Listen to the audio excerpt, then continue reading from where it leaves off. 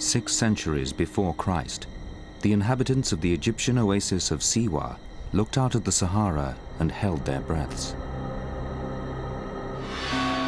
At the heart of the oasis was one of the most powerful propaganda weapons of the ancient world, the Oracle of Ammon. Just days away was a mighty Persian army on a mission to destroy it. The army never arrived. Engulfed by a sandstorm, they were said to have been lost without trace. But is it just legend or terrible truth? Geologist Tom Bowne dreams of solving the mystery of the fate of the army and has a startling new theory. Well, you told me that you found human skulls. Where did they come? Archaeologist Gail McKinnon hopes to find warriors entombed in the sand. And desert guide Walid Ramadan is the man they'll depend on to keep them alive amidst the dangers of Egypt's great sand sea. Generations of adventurers have unsuccessfully scoured the desert for the remains of the lost army. Amongst them, Count Laszlo Almashi, the model for the so-called English patient. But this expedition has a dramatic new discovery to investigate.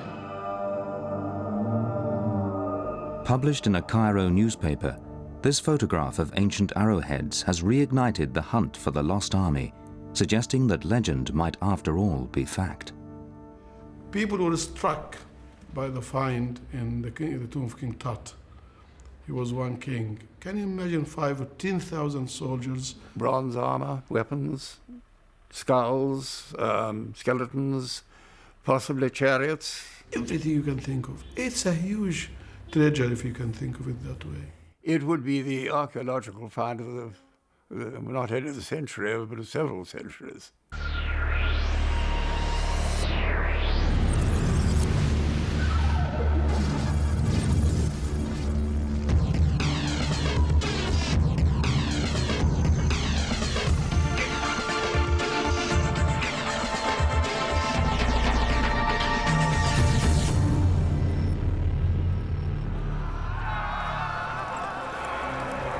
In 539 BC, Cyrus, king of Persia, defeated Babylon, founding the largest empire the world had ever seen.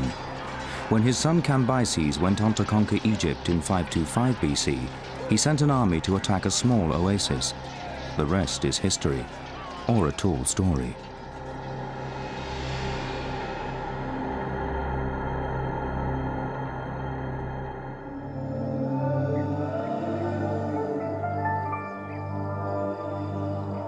The Greek writer Herodotus was the most famous historian of the ancient world.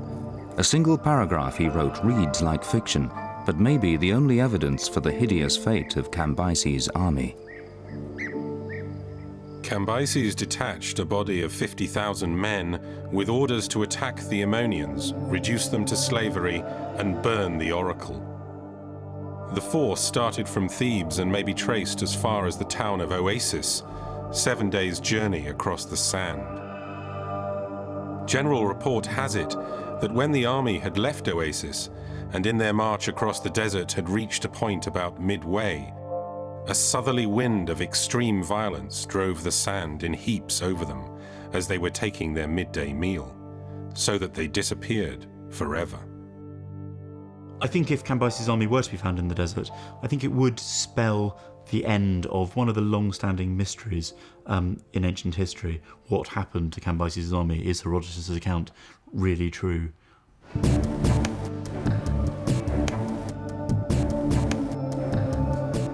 Tom Bowne has been obsessed with the mystery of Cambyses' lost army for decades. He's one of many whose imagination has been fired by the lurid tale told by Herodotus. Novelists have borrowed the plot. Adventurers have used the history as inspiration. Laszlo Almashi, the explorer immortalized as the English patient, spent years searching the Egyptian desert for the lost army. Just before he died in 1951, he told a friend he was on the verge of finding it. He said that he had a pretty good idea of where it might be. And he also said that he had found certain artifacts. He never actually indicated on the map to any of us where exactly he thought this might be. He was very willing to talk about it, but not very willing to tell us exactly where to look.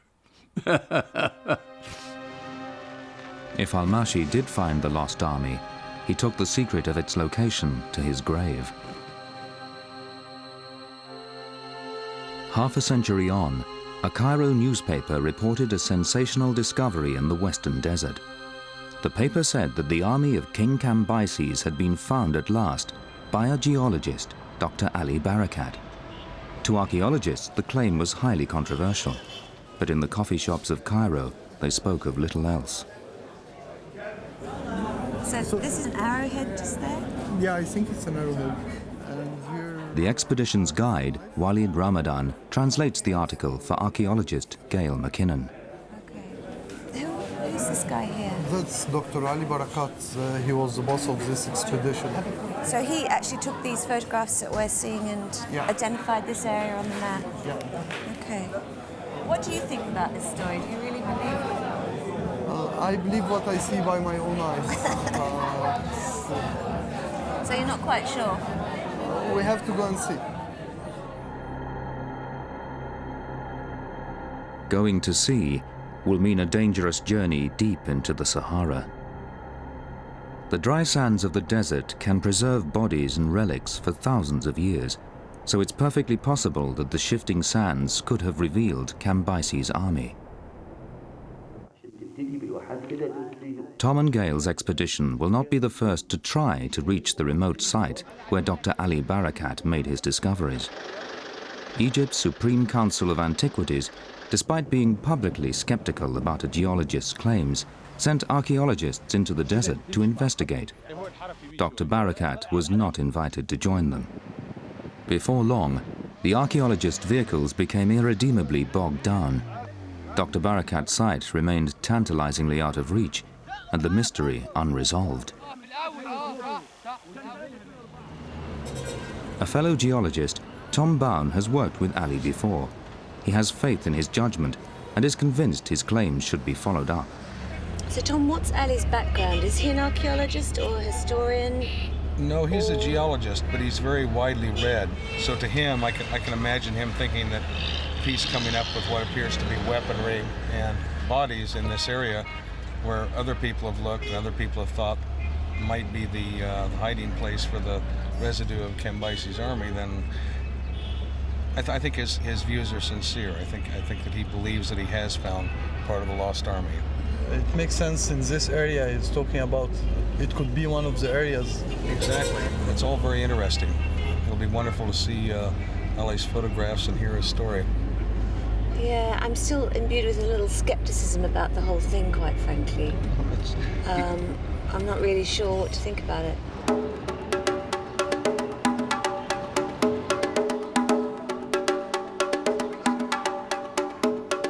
The team visit Dr. Barakat at his inner-city home in Cairo to hear the full story of his discovery.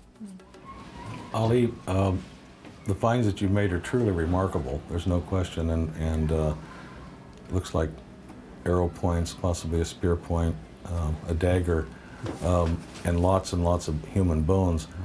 Gail, what does that look like to you? A lance point or a knife? Blade? I can't see it too well from here. It looks like the socket of a spearhead, but I can't really, there's no scale, so I don't really know. Were there a lot of bones when you got out? Yes. After we find this, we found many bones on the ground. Do you think that the whole army is out there, or do you believe that you found some of the army? It turns out Ali's finds were made by chance on a brief geological field trip. There wasn't time for a full search of the area. He's confident another expedition will confirm that the lost army really has been found at last. And probably from here we may find the whole army, probably from this area.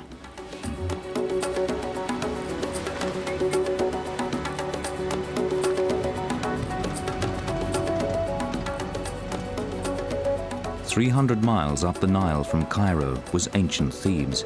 It was from here that Cambyses launched his desert campaign after his conquest of Egypt in 525 BC. Unfortunately, Dr. Barakat is unable to join the expedition. Much of the western desert of Egypt is a restricted military zone, and he's not been granted a permit to revisit the site of his discoveries. But he has provided Tom and Gail with his photographs and told them exactly where to look.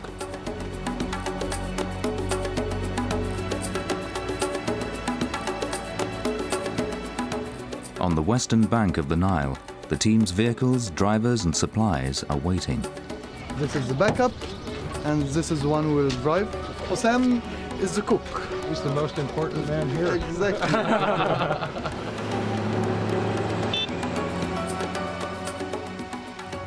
The journey to the edge of the desert traces a caravan route that would have been old when the Persians marched down it 2,500 years ago. The Persian army was generally composed of a whole number of different ethnic contingents. The later accounts of the Persian invasion of Greece say that all the peoples of Asia were represented, so it would have been a very dazzling, exciting sight if you were not on the wrong side of it. The Persian army, from descriptions we have in other contexts, tended not to travel light. The Persian expedition to Greece had a huge baggage train. They even brought concubines with them, as well as camel trains full of provisions. It was said in that case that the Persians drank all the rivers in Greece dry.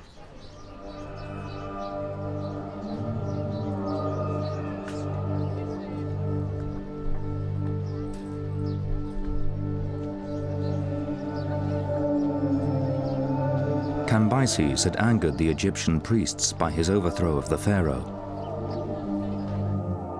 And as his army set off on the long and dangerous journey to Siwa, they may have faced not just the vast waterless expanse of the western desert, but also the wrath of the oracle of Siwa. The priests were immensely powerful in Egypt, you see. If you got on the wrong side of the priests, you were in trouble. And of course, many of the oracles said what the priests wanted them to say. And it is possible that the oracle of Siwa predicted doom for this interloper. Doom and death.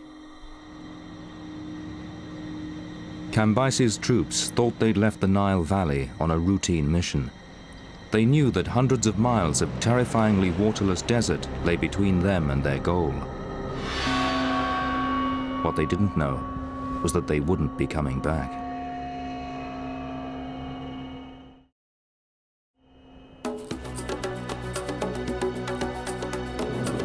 To follow in the footsteps of King Cambyses' lost army, the expedition must first visit Karga, which the historian Herodotus called Oasis. It was the last place where he said they were seen alive. The force which was sent against the Ammonians started from Thebes and may be traced as far as the town of Oasis, 7 days' journey across the sand. The approach is still dominated by a mud brick fortress that was already ancient when the Persian invaders appeared out of the desert. Well, the fort was certainly here in Persian times, so therefore it's quite likely that it was garrisoned. So perhaps the first thing that the Persians had to do as they burst into Karga Oasis was reduce this fort. It's certainly a certainly commanding view of the entire oasis and a commanding position. Herodotus states that the army took a week to cover the 130 miles from the Nile Valley to Karga. If they managed to keep up this rate of 18 miles a day, on foot, without any shade, in blistering temperatures, it would have taken them more than 3 weeks to cross the desert to Siwa. And that's assuming they marched in a dead straight line. In fact, Tom is sure that the need to find water would have made the journey even longer. So the Persians started here in Luxor and crossed 130 miles of open desert to get here to Karga Oasis. And their general trek, regardless of how they went, was to the northwest. Siwa would be clear off the map way up here, 405 miles away. So what they would do, almost certainly, would be to go to the last water before the open desert. Yep. And the last water before the open desert, in any direction that they would take from here, would be Ain Amur. The tiny oasis of Ain Amur is an easy drive away. But for the Persian foot soldiers, the slog through the unforgiving desert would have been a taste of things to come. When they started out, they might have been fairly cocky because they had a force that they knew would be able to overthrow any tiny oasis village, of which they must have captured hundreds in the establishment of the Persian Empire. And so this would be nothing more than a raid or a routine mission for them. But they had no idea what they were up against and what they were going to face. The western desert of Egypt is dry even by the standards of the Sahara. In summer, temperatures can soar above 50 degrees centigrade. This is no place to be far from home. After 3 days on the march, the Persians would have been exhausted. I'm sure that even between Cargo Oasis and this point, that water was already being rationed. They're beginning to realize that water is running out. A few palm trees and a hole with some water in it. It must have looked very, very good to thirsty soldiers having marched the 80 kilometers from Cargo.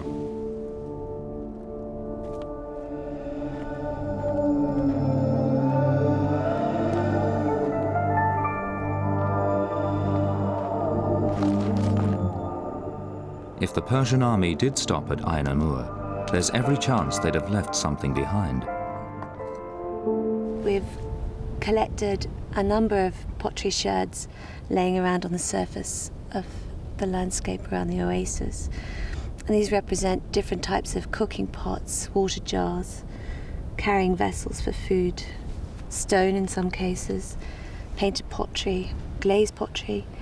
And these represent different periods from the Pharaonic really through to contemporary times to modern day. It's very hard to say if they stayed here. I mean, they may have just watered, not even camped overnight, or if they did, you'd probably need to excavate this area to be able to tell for sure. Tom has worked out the logistics of the army's stay here. To be a viable source of water for such a large force, I believe that the spring must have been larger to really attract them, unless they were prepared to stay here for several days and make the best use of the water supply they could, fill everything up to the outset, give everyone a good rest, let everybody tank up on water before the march started again.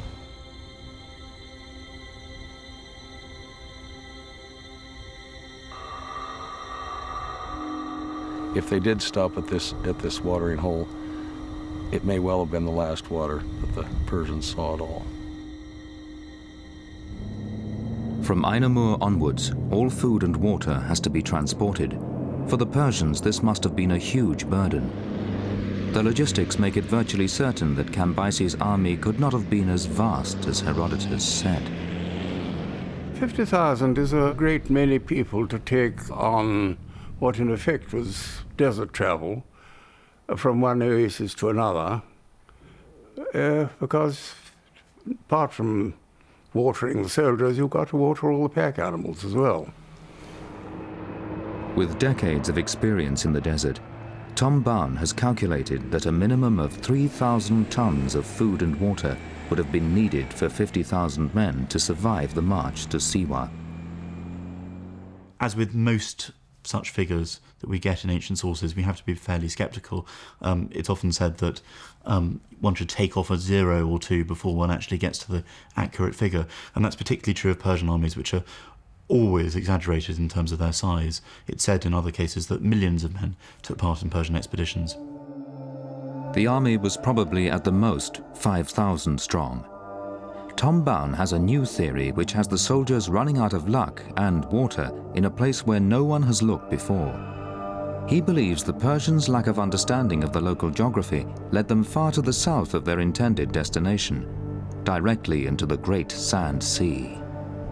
I suspect that the Persian army setting out into the desert would not really have known what was there. They were at the far extreme of their empire here. They didn't have a very developed sense of space. They didn't have three-dimensional maps. And I think they probably would have had little idea of what they were finding at the other end. The Great Sand Sea stretches over 100,000 square miles, with dunes up to 500 feet high. It's one of the least known and most treacherous places on Earth. One of the few to have experienced it is oil prospector Mike Rundell. It's like being in a raging ocean. There is no way out. There's no civilization. There's absolutely no way to call. And if you're stuck, you don't survive. It's as simple as that. You can survive for 2 days or 3 days, and then you don't. That's it, you're finished. Gerhard Rolfs in 1874 was the first Western explorer to survive the journey through the dune field.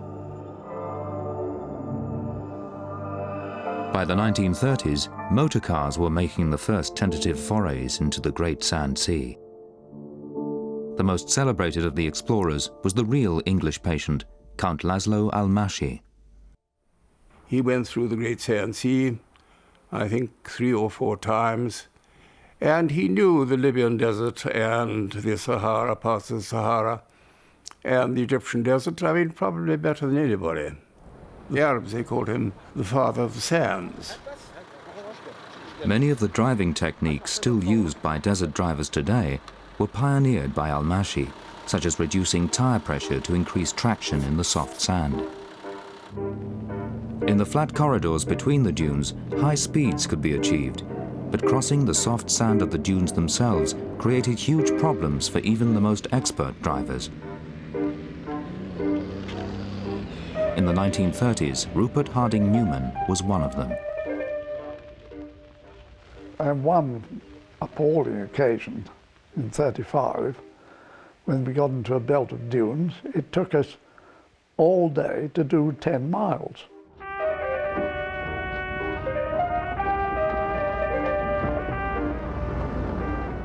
You've got to be careful that you don't go over the top before you know what the other side is like, because you could have got into a sort of sand pit of loose sand, which you wouldn't have got the car out of. But going down, you want to keep a car very straight, and then just you get near the bottom, you accelerate, and with luck, get out. Tom and Gail are beginning to realize the expedition is going to be even tougher than they imagined. But hard as it is in four-wheel drives, on foot, the 400-mile journey to Siwa must have been a nightmare for the Persians. Could Cambyses really have risked losing an army just to attack a small oasis and its oracle? It seems a crazy decision. Cambyses has the reputation in Herodotus' account of not only being a stereotypical tyrant, but also being drunk and mad. He even tells a story, which I think we have to take with a pinch of salt, which is that the Persians, when they're making decisions, have to think something is a good idea both when they're drunk and when they're sober. I suppose in the Greeks' eyes, you could say that Cambyses' attack on Siwa was a decision that he only thought was a good idea when he was drunk. Perhaps he ought to wait until the morning. Whatever Cambyses' reasoning, he sent his men to their deaths.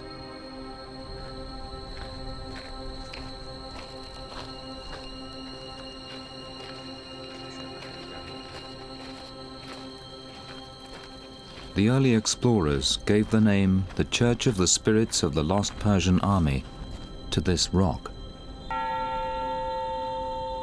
When the wind blew, the explorers fancied they heard it keen a lament, bemoaning the folly of sending out men into the land of the dead. As they retreat further and further from water, I'm sure that the will of the men was beginning to break. What were once men who would march and step and fife and play drums and sing and talk, after a few days they'd be muted and they'd realize the grim circumstance. No more jollity. And they're going also into an area that's reputed to be full of ghosts. As the Persians headed west into the unknown and a certain death, the scribes of conquered Egypt invoked the gods in all their elemental power. Open are the double doors of the horizon, unlocked are its bolts. Clouds darken the sky, the stars rain down, the constellations stagger, the bones of the hellhounds tremble.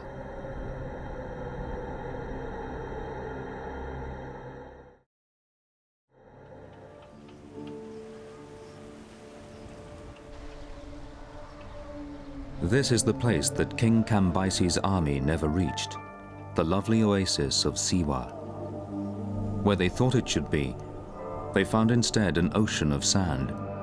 According to Tom Bown, the Persians had got their geography wrong.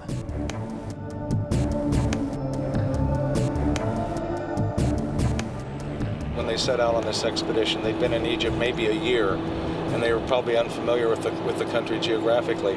This is what got them into trouble, because any map that they would try to follow would lead them to disaster. Tom believes the Persians' inability to calculate longitude was their undoing. The modern map has Siwa far to the northwest of Karga Oasis, on a bearing of 310 degrees. But in Cambyses' time, Siwa was thought to be on the much more southerly bearing of 289 degrees, slap bang in the middle, in fact, of the Great Sand Sea.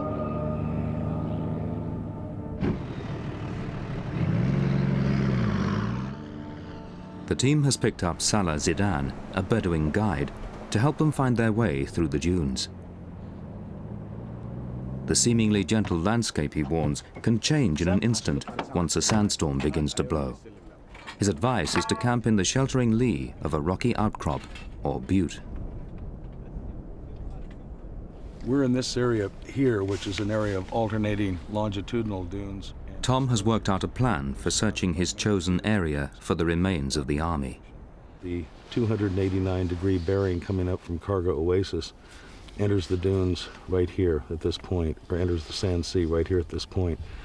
And if the Persians actually made it to this point and believed they should continue on a little bit further along that bearing, that would put them in this quadrangle. And this quadrangle is sort of a natural cul-de-sac. It would draw them deeper and deeper into the Sand Sea without them really knowing it. How do you intend to do it, Tom? I mean, how do you see us I believe the best thing to do is to roar down the dune corridors and do essentially what is butte hopping. Go from butte to butte, circle the butte, looking for pottery remains or other allochthonous fragments that people have brought in. And whenever we find something, get out and take a look at them.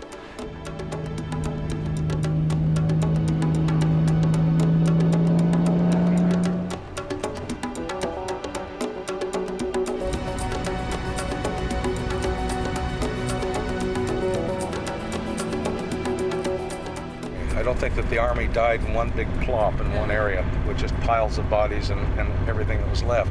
What we're more likely to find than anything in the time that we have are places that they stopped en route, where they camped briefly. Walid, we want to circle those buttes over there. It is beautiful, isn't it? Isolated hills. Tom is sure that Cambyses' army, like the team themselves, would have camped or rested in the shelter of the buttes. You always want to know where you've come from and where you're going. And this is something to me that's very human. And so buttes would be a natural place to hole up for your morning drink of water or your campsite at night. Not only because they offer shade and shelter from the wind, but also because there's something more homey about a butte than there is about some barren flat that's radiating heat waves. One of the things Tom hopes to find are the remains of water jars that Cambyses' soldiers would have carried. I imagine most of their water was carried in gurbas, which are water skins. They would also have a tremendous amount of crockery with them. And if any of this was used for carrying water, it would be discarded as the water was exhausted. In the 1930s, Al-Mashi hoped that this pile of ancient water jars, found beside a butte, would prove that Cambyses' army passed this way. But analysis of them proved inconclusive. One of the fascinating things about desert is that when something is dropped, it just stays there forever, because life, it's very dry. There's no one particularly to pick it up and carry it away, because the first person who went there is you're probably the second person since he was there. And things just are frozen in time. In the vastness of the Western Desert, even huge objects can lie undiscovered for years, despite intensive searches. The US bomber, the Lady Be Good, crashed here in 1943. It took 15 years to find her.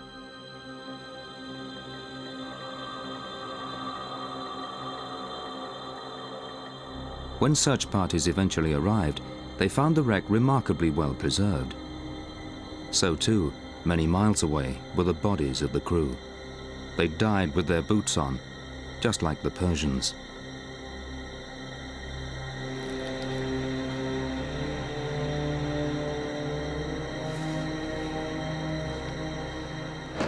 Perhaps one of the most frightening things regarding a forced march on foot for the common soldier would be that they never knew where they were going. They never knew how far it was to their objective. And that must be very frightening. Well, as they're starting to run out of water, they're becoming more and more apprehensive. The apprehension turning to alarm, and that turning to fear and finally panic. You can picture extreme cases of what might happen. Men might be slaughtered so that people would drink their blood, or cut open their bladders and drink their urine. Anything to get any moisture as the end comes. Madness would take over. Urine might help them for a while, but the blood would be deadly because it's so saline. But I can easily imagine this happening. With the army already weakened by thirst, the great sandstorm described by Herodotus could have been the last straw. When the men had left Oasis and in their march across the desert had reached a point about midway, a southerly wind of extreme violence drove the sand in heaps over them as they were taking their midday meal, so that they disappeared forever. In ancient times, cataclysmic weather was seen as the work of the gods. The oracle of Siwa was reputed to house a sacred stone which, when touched by the priests, would unleash a sandstorm against its enemies. Prime amongst them, the army of King Cambyses. Cambyses is notorious for his supposed acts of sacrilege, his violence against temples in Egypt, and that is seen in the sources very clearly as being a pattern of crime that has to be punished. And I think the sandstorm is being implicitly seen as divine retribution. Attacks on the oracle get met with this kind of response. If you've never been in the desert in a sandstorm, it's very difficult to imagine what it's like. You can't see, you can't breathe, and there's a hell of a wind. And you know that if you stay still, you will be buried in a very, very short space of time. You're being sandblasted. If you look what sandblasting does to a bridge and paintwork, it does that to you and your face and your eyes, and you can't really breathe. You feel you're being drowned. And if you lie down, the sand piles up against you. And if a sandstorm goes on, as it can do, for 2 or 3 days, you're dead and buried. I mean, it's very, very quick and not a particularly pleasant way to go. I think it's perfectly possible that an army could be wiped out by a sandstorm. Comparative material suggests that these are fairly terrifying events, and it gets to a great temperature in the desert in those kind of circumstances with the south wind blowing. So it's by no means impossible. Once covered by sand, it's possible for bodies to survive well preserved for centuries, indeed millennia. This is the perfect environment for preservation of organic and inorganic material. Merely because it's so hot and dry. The body, for example, the drain of fluid fairly rapidly and become naturally mummified. If we happen to find the army or part of the army, there could very well be preservation of bodies. In the 1930s, Rupert Harding Newman's expedition uncovered a well-preserved skeleton. Not evidence of Cambyses' army, it turned out, but the even more ancient body of a woman, perhaps 5,000 years old. So it had left excavated. She had an ostrich-shell necklace on her wrists and on her ankles, and on her tummy she had a complete belt. We eventually found she had 8.5 pound weight of ostrich-shell beads on her. After a day and a half of fruitless search, Tom and Gail stumble upon their first bones. It's a camel. He's saying it's around more than 100 years. More than 200 years. 200 years? From 100 to 200 years. How could you know that? From experience. How long you think it is? How old? Well, it's very difficult to tell how long it's been out here. Depends on the weather conditions and the environment at the time. Yeah, but he's used for seeing such things from different eras. Yeah, but he might be used to seeing such things, but you can't say it's 100 or 200 years old because it's older than he is. I just don't think that you can look at the bones and say, give a chronological age, merely because it does depend on the weather. So let's drive to the front, maybe find the rider. Okay, let's do that. It's funny, Sometimes you go long stretches without finding any bones or anything. Even geologists, which I am, go long stretches without finding any fossils. But and then sometimes you have a bonus of them. And who knows? On walking back to the car, we might spy something. You can never tell.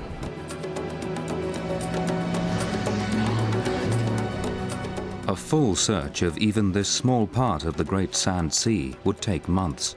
Running low on time, and with only a dead camel to show for their efforts, the team retreat to the nearest oasis. For the time being, Tom's search area is keeping its secrets. The team turn their thoughts to the move north, towards the hidden valley where Dr. Barakat uncovered the arrowheads, daggers, and human bones which he thinks are the remains of Cambyses' army. I'm not sure about Ali's location. I've got no idea what to expect. The photographs we saw in Cairo were very tantalizing, I think. Just the word I would use. It's actually something tangible, something that has been found. Whatever he's found, it's of interest. It may be an Islamic cemetery from the Middle Ages. It may be a garrison of Roman soldiers, or it may be a remnant of the Persian army. There's just no way to tell until we're actually at the spot.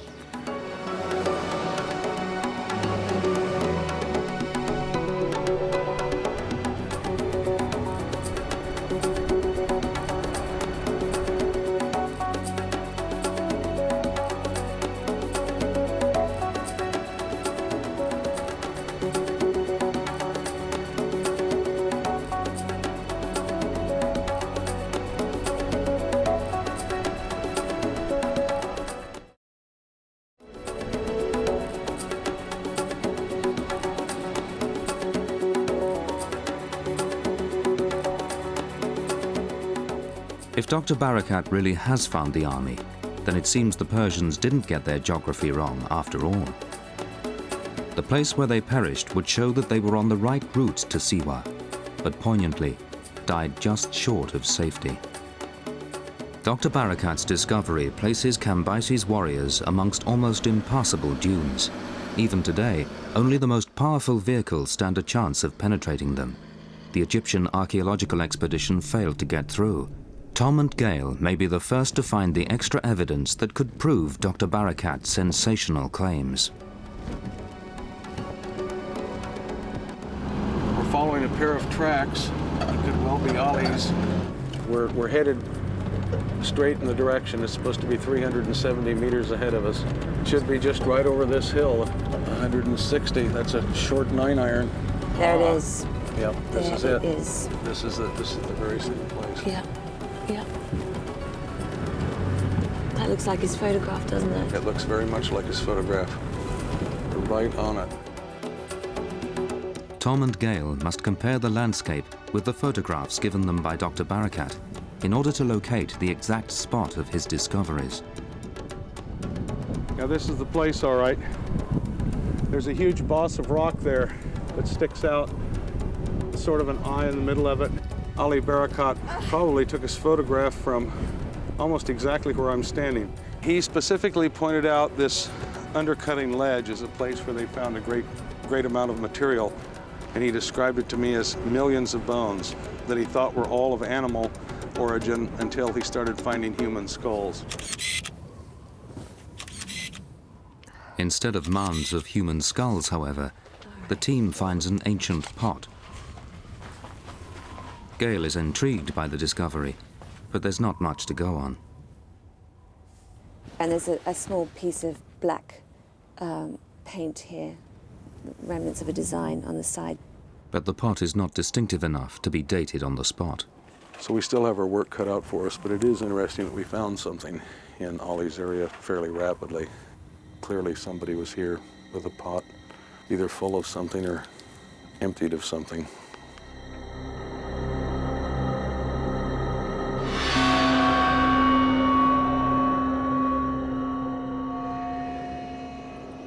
The wind is beginning to pick up.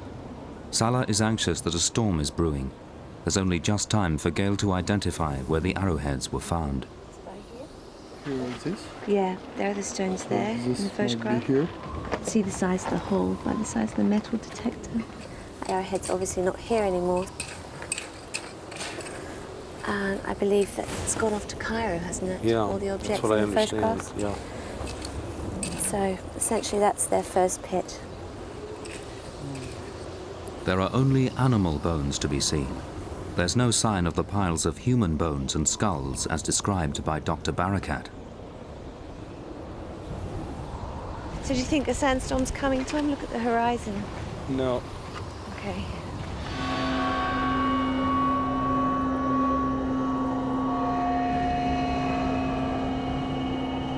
As the wind increases in intensity, the team heads back to the relative safety of the campsite. It was near here in 1935 that Laszlo Almashi, the real English patient, nearly died of thirst when trapped by a sandstorm that raged for 8 days and nights. Hello, this is for Ali Barakat? Ali Barakat? Yeah, Ali Barakat. Tom is anxious to call Dr. Barakat, as his claim that he found human bones is now in doubt. Hello, Ali. This is Tom. How are you? I'm fine, thank you. We're in the middle of a sandstorm. Yeah. You told me that you found human skulls. Yes. Where did they come from? To the northwest of the Northwest first site. of the first site? Look for the higher area. You will find bones, great number of bones. Great numbers of bones. As night falls and conditions deteriorate, the team speculates whether it was a storm like this that did for the army. I'm not sure that 5,000 men could be completely covered in sand. I'm still not convinced that... I don't believe they were. I believe that they come to this area perhaps and they're hit by a very violent sandstorm. God knows how many of them were left. I can see a sandstorm of that magnitude on exhausted men who are dying of thirst, breaking them up into groups, disorienting them, and eventually not burying them all, No. in a huge sandstorm. No, that's too apocalyptic. But certainly playing a major role in the destruction of it. I still want to go back to Ali's site. Oh, I do too. Tomorrow morning. Yeah. By morning, the sandstorm has blown itself out. They return to the site of Ali's discoveries with his new directions. They locate some bones straight away, and they are human. Well, I've got 2 fragments of 2 long bones. The thigh bone and a bone of the lower leg, essentially, along with a piece of occipital over there, and there's a piece of the jawbone. So essentially this body is not in situ. I don't think it's a burial. Could it be someone who crawled under here and died here? No, I don't believe And why it to not? be that. Merely because I'm just too suspicious of the runoff here from the upper area. Gale believes the bones have merely been washed down under the ledge from a burial above. But Tom is not convinced. I'm kind of a romantic. I'd like to believe that this is a Persian soldier, some poor soul who crawled under here to get his last bit of shade before expiring. The team splits up to look for the great numbers of human bones described by Dr. Barakat. Tom is quite keen for it to be a soldier from the Persian army, but, it could possibly be a Bedouin, it could possibly be modern. No bone out here that is identified as human is necessarily the Persian army. On a last look round, Tom has made a new and exciting discovery. It's like another piece of skull. A couple of pieces. One here, one over there. It's obviously been out here a long time because you can see the surface of the skull is starting to erode and crack and weather away. Oh, Tom, we've got another one over here. Further fragments of bone and skull are scattered all around. It's not an army, but it might be a group of stragglers. We've got skull scatter here, over the hill, and there's stuff under the rock-cut ledge, so it doesn't make any sense to me at the moment.